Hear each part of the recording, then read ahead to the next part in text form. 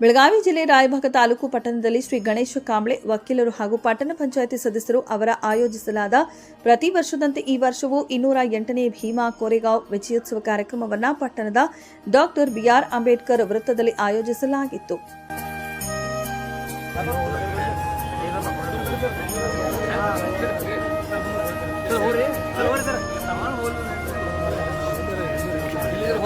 ಎಲ್ಲರೂ ಪುಷ್ಪಾರ್ಪಣೆ ಮಾಡಬೇಕಂತ ತಮ್ಮಲ್ಲಿ ವಿನಂತಿ. ಸಮಯ ನೀಡುವಂತ ಎಲ್ಲ ಪುಷ್ಪವನ್ನು ವಿಜಯ ಸ್ತಂಭಕ್ಕೆ ಅರ್ಪಣೆ ಮಾಡಬೇಕಂತ ತಮ್ಮಲ್ಲಿ ವಿನಂತಿ.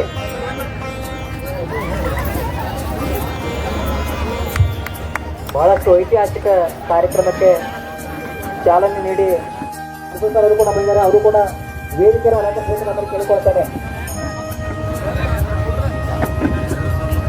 ಸಮಯದ ಅಭಾವದಿಂದ ಕಾರ್ಯಕ್ರಮಕ್ಕೆ ಪಟ್ಟಣದ ಯುವ ಧುರೀಣರು ಹಾಗೂ ಮಾಜಿ ಜಿಲ್ಲಾ ಪಂಚಾಯತ್ ಸದಸ್ಯರು ಶ್ರೀ ಪ್ರಾಣಿಯ ಅಣ್ಣ ಪಾಟೀಲ ಹಾಗೂ ಜನಪ್ರಿಯ ಶಾಸಕರಾದ ಶ್ರೀ ಮಹೇಂದ್ರ ತಮ್ಮಣ್ಣವರ್ ಮತ್ತು ರಾಯಭಾಗ ಪಟ್ಟಣದ ಮುಖಂಡರು ಹಾಗೂ ವಿವಿಧ ಇಲಾಖೆಯ ಅಧಿಕಾರಿಗಳು ಭಾಗವಹಿಸಿ ವಿಜಯ ಸ್ತಂಭಕ್ಕೆ ಪುಷ್ಪಾರ್ಚನೆ ಮೂಲಕ ಕಾರ್ಯಕ್ರಮಕ್ಕೆ ಚಾಲನೆ ನೀಡಿದರು. ಸನ್ಮಾನ್ಯ ಶ್ರೀ ಪ್ರಾಣಿಯ ಪಾಟೀಲ್ ಅವರು ವೇದಿಕೆ ಕಾರ್ಯಕ್ರಮವನ್ನು ಉದ್ಘಾಟಿಸಿದ್ದಾರೆ. ಆದ ಕಾರಣ ಪ್ರತಿಯೊಂದು ಕಾರ್ಯಕ್ರಮದಲ್ಲೂ ಅತ್ಯಂತ ಉತ್ಸಾಹಿತವಾಗಿ, ಕ್ರಿಯಾಶೀಲವಾಗಿ, ಚಲನಶೀಲವಾಗಿ ಪ್ರತಿಯೊಂದು ಕಾರ್ಯಕ್ರಮದಲ್ಲಿ ಇನ್ವಾಲ್ವ್ ಆಗುವ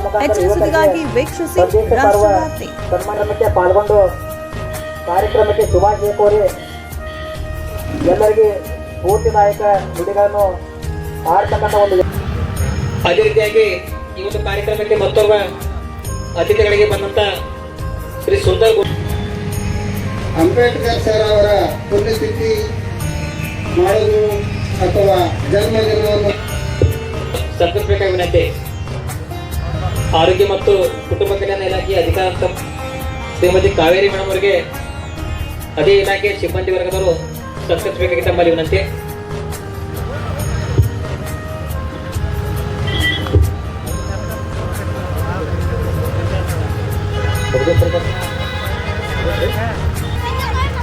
ಈ ಒಂದು ಭೀಮಾ ಕೋರೆಗಾಂವ್ ವಿಜಯೋತ್ಸವ ಕಾರ್ಯಕ್ರಮದ ಪ್ರಮುಖ ರೂವಾರಿಗಳು ಹಾಗೂ ವಕೀಲರು ಪಟ್ಟಣ ಪಂಚಾಯತ್ ಸದಸ್ಯರಾದ ಶ್ರೀ ಗಣೇಶಣ್ಣ ಕಾಂಬ್ಳೆ ಅವರು ಈ ಒಂದು ಕಾರ್ಯಕ್ರಮ ಉದ್ದೇಶಿಸಿ ಪ್ರಾಸ್ತಾವಿಕ ನುಡಿಗಳನ್ನು ಮಾತನಾಡಕ್ಕೆ ತಮ್ಮಲ್ಲಿ ಕೇಳಿಕೊಳ್ತೇನೆ.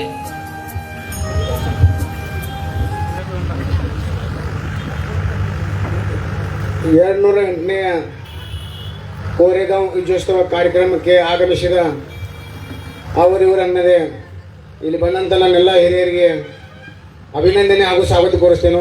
ಇನ್ನು ಕೆಲವೊಂದು ಎಲ್ಲ ಅಧಿಕಾರಿಗಳು ಬಂದರು. ಅವರಿಲ್ಲಿ ಹೆಸರುಗಳ ತಗೋಕೋ ಹಂಗಿಲ್ಲ, ದಯಮಾಡಿ ವೇಳೆ ಆಗೈತಿ. ಅದರಿಂದ ತಮಗೆಲ್ಲ ಅಲ್ಲೇ ಸ್ವಾಗತ ಮತ್ತು ಅಭಿನಂದನೆ ಸಲ್ಲಿಸ್ತೇನೆ. 45 ಮಿನಿಟ್ದಾಗೆ ಕಾರ್ಯಕ್ರಮ ಮುಗಿತೈತಿ. ಎಲ್ಲರೂ ಊಟ ಮಾಡ್ಕೊಂಡು ಹೋಗ್ತೀರಿ. ಈ ಕಾರ್ಯಕ್ರಮ ನಾವು ಯಾಕೆ ಮಾಡ್ತೇವೆ ಅಂದ್ರೆ ಇದು 7 ವರ್ಷ ಆಯ್ತು ಮಾಡತ್ತೇವು. ಎಷ್ಟೋ ದಲಿತ ಚಳವಳಿಗಳಾಗ್ತಾವ, ಎಷ್ಟೋ ಹೋರಾಟಗಳಾಗ್ತಾವ. ಆದ್ರೆ ನಾವು ಹೋರಾಟಗಳು ಯಾವ ಉದ್ದೇಶಕ್ಕಾಗಿ ಮಾಡ್ತೇವೆ, ಯಾಕೆ ಚಳವಳಿ ಮಾಡ್ತೇವೆ ಅನ್ನೋದ ಇನ್ನೂ ಭೀ ಅರ್ಥ ಸಿಕ್ಕಿಲ್ಲ. ಆದ್ರೆ ನಮ್ಮ ವೇದಿಕೆ ಮ್ಯಾಗ ನಾವು ಎಮ್.ಎಲ್.ಎ ಹೇಳ್ತೇವೆ, ಇಲ್ಲಿ ಎಷ್ಟು ಮಂದಿ ವೇದಿಕೆ ಮ್ಯಾಗ ಅಧಿಕಾರಿಗಳು ಬರ್ತಾರೋ, ಎಷ್ಟು ಮಂದಿ ಲೀಡರ್ಗಳು ಬರ್ತಾರಲ್ಲ, ಇವ್ರ ಕಡೆ ಏನಾದ್ರು ಒಂದು ಕೆಲಸ ತಗೊಂಡ ಹೋಗ್ತೇವೆ ನಾವು.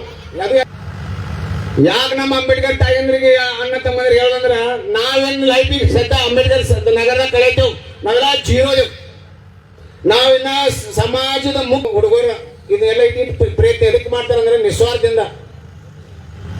ಇಲ್ಲಿ ಎಲ್ಲ ಪಕ್ಷದವ್ರು ಬಂದಾರ, ಒಬ್ಬರೇ ತಂದಿಲ್ಲ, ಎಲ್ಲ ಪಕ್ಷದವ್ರು ಬರ್ತಾರೆ.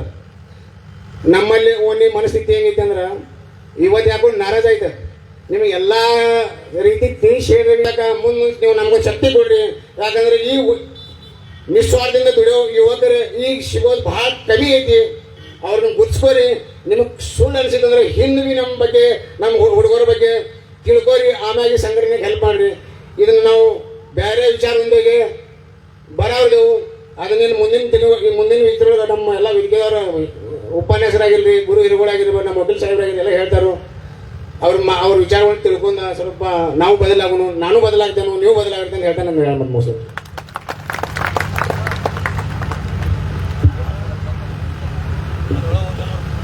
ಯಾವುದೇ ಒಂದು ಕಾರ್ಯಕ್ರಮವನ್ನು ಗಿಡ ಗಂಟೆಗಳು ಬೆಳೆದು ಅದು ಮುಚ್ಕೊಂಡಿರ್ತದ, ಅದನ್ನ ಶೋಧ ಮಾಡಿ ಅದನ್ನು ಶುಚಿಗೊಳಿಸಿ ಅಲ್ಲಿ ಪ್ರತಿ ವರ್ಷವೂ ಕೂಡ ಏನ್ ಮಾಡಿದ್ರು, ಕುಟುಂಬ ಸಮೇತವಾಗಿ ಜನವರಿ 1ರಂದು ಬಾಬಾ ಸಾಹೇಬರು ಜಗತ್ತಿನ ಯಾವುದೇ ಮೂಲೆಯಲ್ಲಿರಲಿ ಅವತ್ತು ನನ್ನ ಎಲ್ಲ ಮಹಾನ್ ಬಂಧು ಬಾಂಧವರಿಗೆ ನನ್ನ ಅನಂತ ವಂದನೆಗಳು. ಕೋರೆಗಾಂವ್ ವಿಜಯ ಅವ್ರದ್ದು ಏನು ಕರ್ತವ್ಯ ಗೊತ್ತಿಲ್ರಿ, ಯಾರು ತಪ್ಪಾಗಿ ಭಾವಿಸಬಾರ್ದು. ಇದು ಇರುವಂತ ಪರಿಸ್ಥಿತಿ ನಮ್ಮ ರಾಜ್ಯದಲ್ಲಿ ಕೂಡ ಏನಾಗ್ತಾ ಇದೆ, ಈ ಸಂಘ ಸಂಸ್ಥೆಗಳು ಏನಿದ್ದಾವೆ ಇವುಗಳು ಮಾತ್ರ ಒಂದು ಸೋಮವಾರ ಸಂತೆ, ಒಂದು ಶುಕ್ರವಾರ ಸಂತೆ, ಒಂದು ಬುಧವಾರ ಸಂತೆ ಆದ್ರೆ ಮುಗಿದಿರೋ ಆ ಸಂಘಗಳದು. ಇದೇ ರೀತಿ ನಾನು ಹೇಳಲಿಕ್ಕೆ ಬಯಸ್ತೇನೆ, ಯಾರು ರೀ ಯಾವ ಸಂಘ ಸಂಸ್ಥೆ ಬಾಬಾ ಸಾಹೇಬ್ ಸಿದ್ಧಾಂತ ಕೆಳಗಡೆ ಇದೆ ಹೇಳ್ರಿ ನೋಡೋಣ, ಯಾರು ಮಾಡ್ತಾ ಇದ್ದಾರೆ. ಹಾಗಾಗಿ 1945ರಲ್ಲಿ ಹೀರಾಶೀಮಾ ನಾಗಾಸಿಕಾ ಮೇಲೆ ಬಾಂಬ್ ಎಸೆದಿರುವಂತಹ ದೊಡ್ಡ ಘಟನೆ ಇವತ್ತು ಇತಿಹಾಸದ ಪುಟದಲ್ಲಿ ಸೇರ್ಕೊಂಡಿದೆ. ಆದ್ರಿಂದ ದೊಡ್ಡ ಯುದ್ಧ ಯಾವುದೋ ಒಂದು ಇದರಲ್ಲಿ ಸೇರ್ಕೊಂಡಿಲ್ಲ. ಅದಕ್ಕೆ ಏನು ಕಾರಣ? ಹಾಗೂ ಘನತೆ, ಶೂದ್ರ ನಿಮ್ನ ವರ್ಗಗಳ ಅವರಲ್ಲಿ ಎಂಥ ಕರೇಜಿಯಸ್ ಇದೆ, ಹೇಗೆ ತಮ್ಮ ಅಸಮಾನತೆಯನ್ನು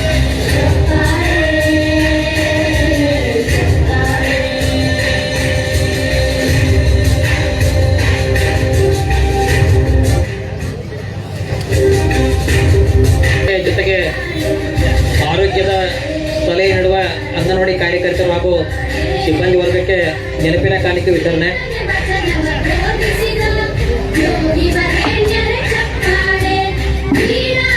ಮಹಿಳೆಯರು ಮತ್ತು ಮಕ್ಕಳ